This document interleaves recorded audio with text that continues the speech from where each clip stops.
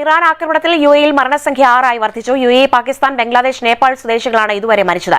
അതേസമയം ആകെ പരിക്കേറ്റവരുടെ എണ്ണം ഇന്ത്യക്കാർ ഉൾപ്പെടെ 122 ഇതിനിടെ അബുദാബി റുവൈസ് വ്യവസായ മേഖലയിലേക്കും ചൊവ്വാഴ്ച ഡ്രോൺ ആക്രമണം നടന്നു. Dubai ബ്യൂറോയുടെ report. യുഎഇയുടെ പ്രതിരോധ മന്ത്രാലയമാണ് ഏറ്റവും പുതിയ വിവരങ്ങൾ അറിയിച്ചത്.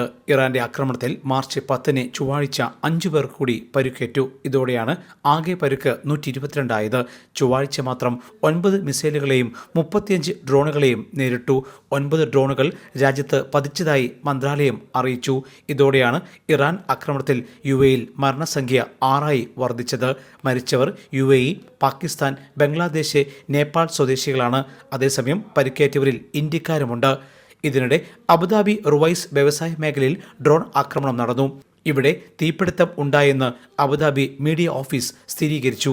ആക്രമണത്തിൽ ആർക്കും പരിക്കില്ലെന്ന് അധികൃതർ വ്യക്തമാക്കി. അതേസമയം ഇനി രാത്രികളിൽ ഫോണിൽ വരുന്ന മുന്നറിയിപ്പ് സന്ദേശങ്ങളുടെ ശബ്ദം മാറ്റിയെന്ന് ദേശീയ ദുരന്ത നിവാരണ സമിതി വ്യക്തമാക്കി. Jai Hind news, Dubai.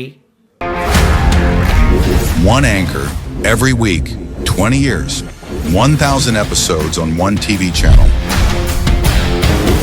Middle East This Week, an Elvis Chumar TV show. Exclusively on Jai Hind TV. Stay tuned for the 1,000 countdown.